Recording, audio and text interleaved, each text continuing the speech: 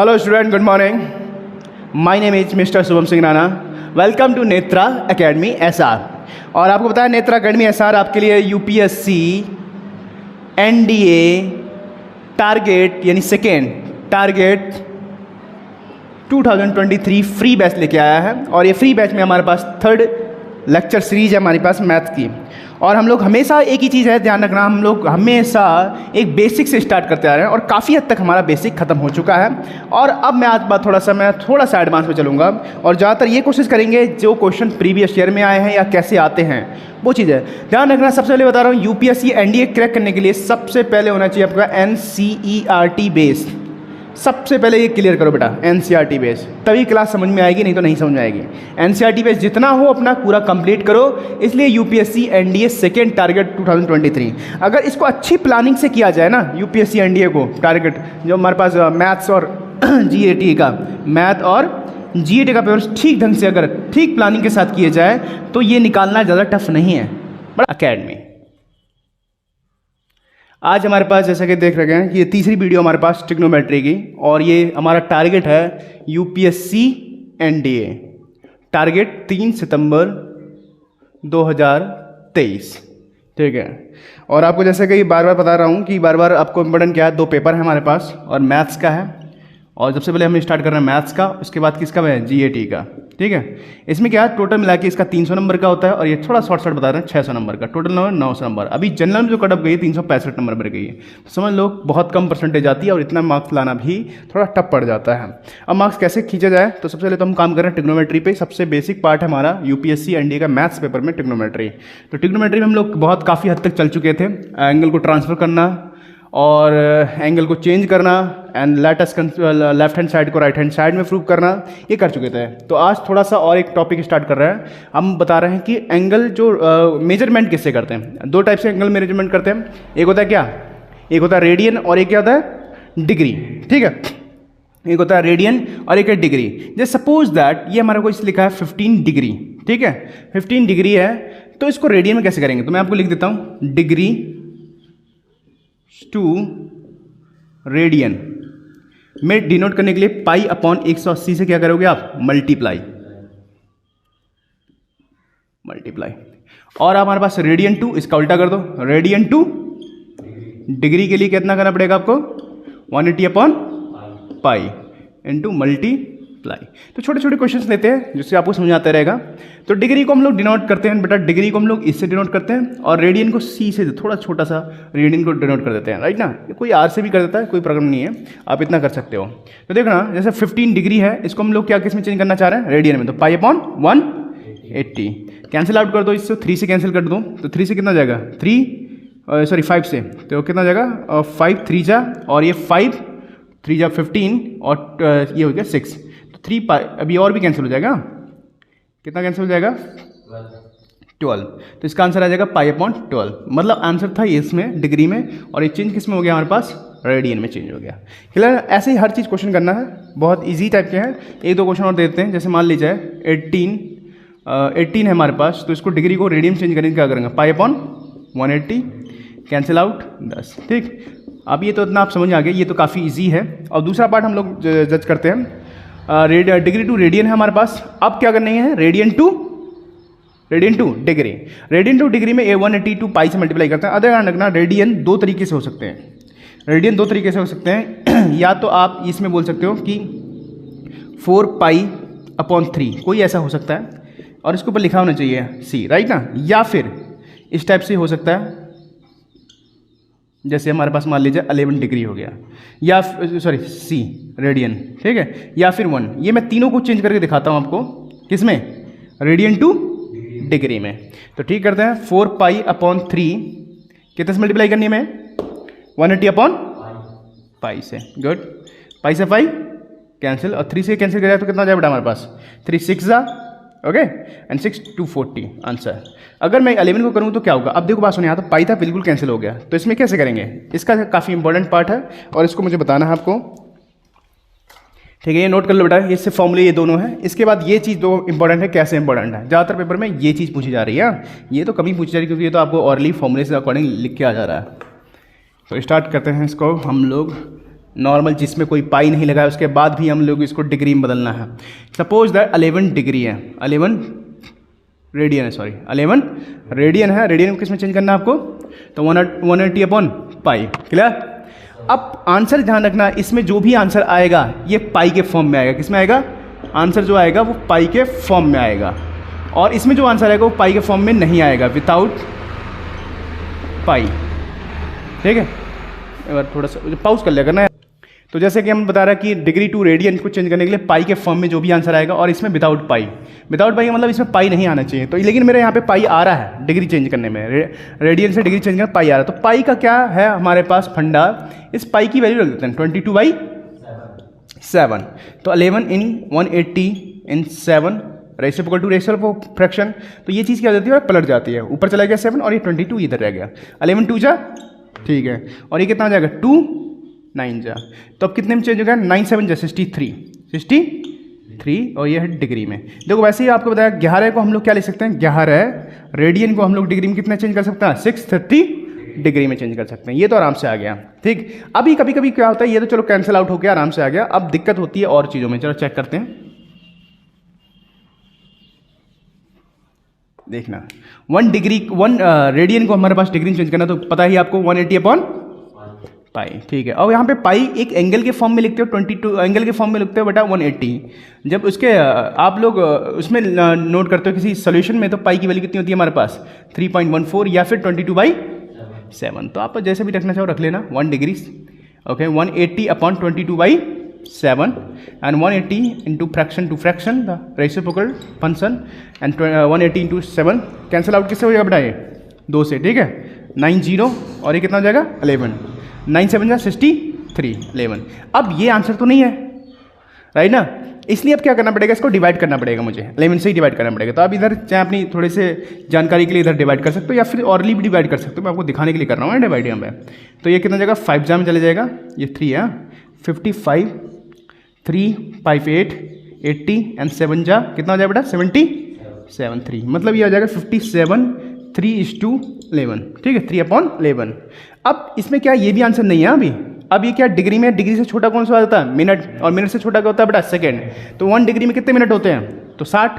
ठीक है, तो इससे सीधे सीधे क्या करोगे, जब यहाँ पे चेंज करोगे इसको, तो मल्टीप्लाई करोगे 3 × 60/11। तो कितना हो जाएगा अभी आप बताओ जरा? 180/11, राइट ना? फिर से डिवाइड करो जरा इसको। 57 डिग्री 11 से कितना हो जाएगा? 11 जा 1 जा, राइट ना? 7 बचा, 70 हो गया ना? 70 हो गया, तो कितना हो जाएगा हमारे पास? 16 में ये 4 बच जाएगा। इसको मिनट में लिख देंगे। किस में लिख देंगे? मिनट में। अभी इधर करके दिखा रहा हूँ मैं आपको, इसको मिनट में लिख देंगे। अब देखते हैं जरा इधर, अभी हमारे पास है 57 डिग्री 16 मिनट, और मिनट से छोटा एक और होगा बेटा, वो सेकेंड होगा। अब फिर आप क्या करोगे, इसमें से 4 आ गया ना, इससे आप 60 से क्या करोगे, फिर मल्टीप्लाई अगेन करोगे।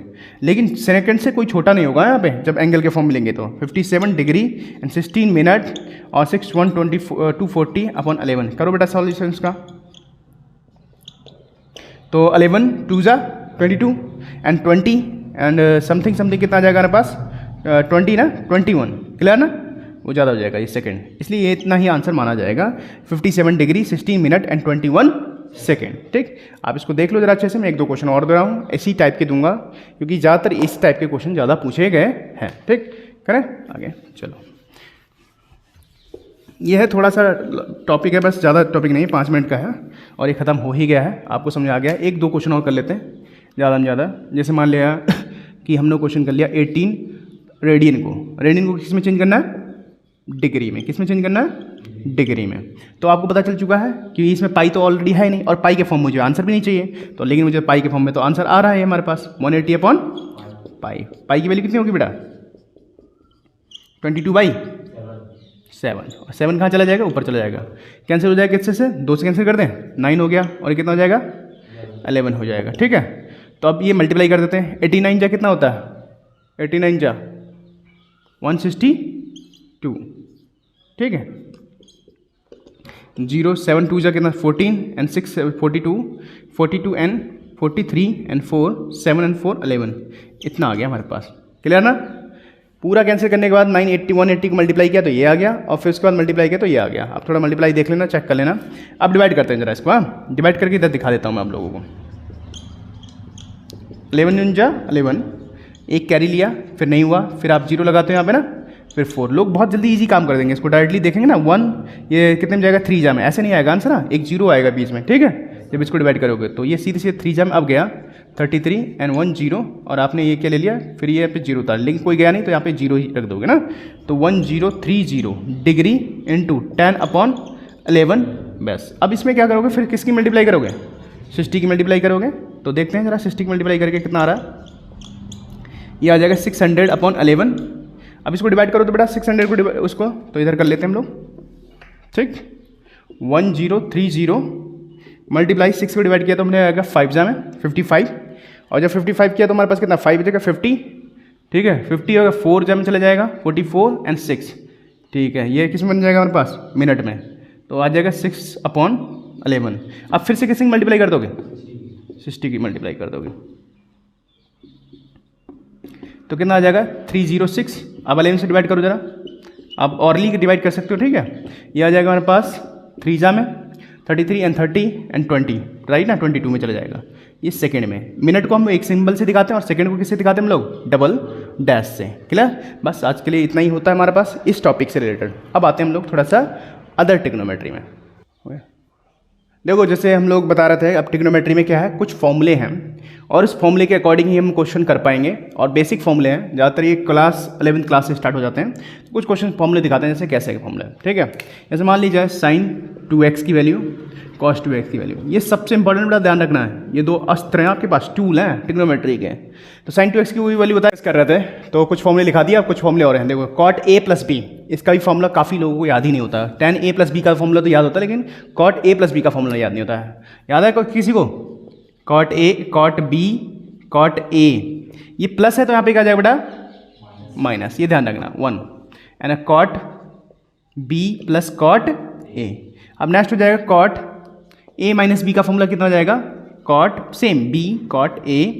अब ये माइनस है तो यहाँ पे क्या जाएगा, उल्टा होता है, बस ध्यान रखना, cot b माइनस का क्या हो जाएगा, cot a। कोई प्रॉब्लम, ये चीज़ आएगी, ठीक है। यहाँ पे इतना सब जाएगा। अब देखो तो फॉर्मूला देखते हैं, sin a + b + sin a - b की वैल्यू होती है 2 sin a cos b, ठीक। ध्यान रखना, sin a + b sin a - b की वैल्यू होती है 2 sin a cos b, and sin a + b - sin a - b 2 cos a cos b। ये याद रखना, बहुत ज़्यादा काम आएगा आगे जाके। अब ये फॉर्मूले में हम लोग कहीं ना कहीं भूल जाते हैं फॉर्मूले, और इसको निकालने के चक्कर में काफ़ी टाइम वेस्ट करना पड़ता है एनडीए के पेपर में। तो cos a + b + cos a - b = 2 cos a and cos b। Next cos a - b - cos a + b। अब ये माइनस का हो गया, प्लस का हो गया, ये देखो 2 sin a sin b। थोड़ा समझना बहुत जरूरी है। अब इनका इम्प्लीमेंट जब होगा तब ये चीज़ बहुत इंपॉर्टेंट होगी कि कैसे किया जाए। अभी तो खाली एक बार आप रैंडमली इसको लिख लो, ठीक है, रैंडमली लिख लो, और जहाँ पढ़ते हो उसको या इसको चिपका लो भैया। sin c + sin d = 2 sin c + d/2 into cos c - d/2। Next हमारे पास क्या है, sin c - sin d = 2 cos c + d/2 and sin c - d/2, clear. Next है cos c + cos d = 2 cos c + d/2 and cos c - d/2 and cos c - cos d। देखो बेटा ये गलत नहीं है, बहुत सारे बच्चे कहेंगे यहाँ पे माइनस होना चाहिए, ध्यान रखना, मैं यहाँ पे एंगल चेंज कर दिया। तो cos c - cos d = 2 sin c + d/2 and sin d - c/2। Angle change करने की जरूरत ही नहीं पड़ेगी, मतलब माइनस लिखने की जरूरत नहीं है। अगर आप ऐसे लिख रहे हो तो इसको माइनस का 2 sin a c + d/2 and sin, ये हो जाएगा हमारे पास c - d/2। आपने यहाँ पे एंगल चेंज किया तो यहाँ माइनस का हो जाएगा, बस। क्यों, क्योंकि साइन माइनस के अंदर भी होगा तो उसको क्या करेगा बेटा, बाहर माइनस फेंक देगा बाहर की ओर, इस टाइप से। तो ये फॉर्मूले अगर जरा ध्यान से देख लो बेटा, अगर इस टाइप का कोई फॉर्मूला आता है 2 sin a cos b = आप इस फॉर्म में आप कैसे इसको तोड़ सकते हो। ये left hand side right hand side दोनों हो सकता है, क्लियर। नेक्स्ट हमारे पास जैसे मान लीजिए, और ये 2 cos a cos b की वैल्यू, और ध्यान रखना बेटा ये सबसे ज़्यादा इस्तेमाल होने वाला मैथ्स में 12th क्लास में 7.3 एक्सरसाइज में है, इंटीग्रल में भी इसका इस्तेमाल किया जा रहा है, और मुझे ट्रिग्नोमेट्री में भी इस्तेमाल किया जा रहा है, ठीक है। सबसे ज़्यादा इसका इस्तेमाल है इन चीज़ों का। 2 sin a cos b की वैल्यू कितनी बेटा, sin a + b + sin a - b, और क्या 2 cos a and cos b।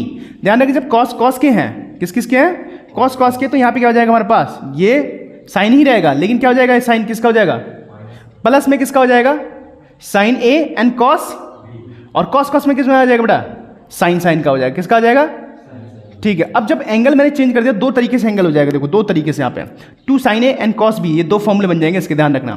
तो इसका फॉर्मूला क्या, cos a plus b plus cos a minus b। अगर ध्यान रखना इसी में चीज मैंने क्या कहा, इसी में अगर पूरा का पूरा ये पूरी वैल्यूज है और इसमें माइनस कर दिया तो ये साइन में चेंज हो जाएगा। ये प्लस किस में चेंज कर दिया मैंने, माइनस में चेंज कर दिया, इसमें चेंज हो जाएगा, साइन में चेंज हो जाएगा।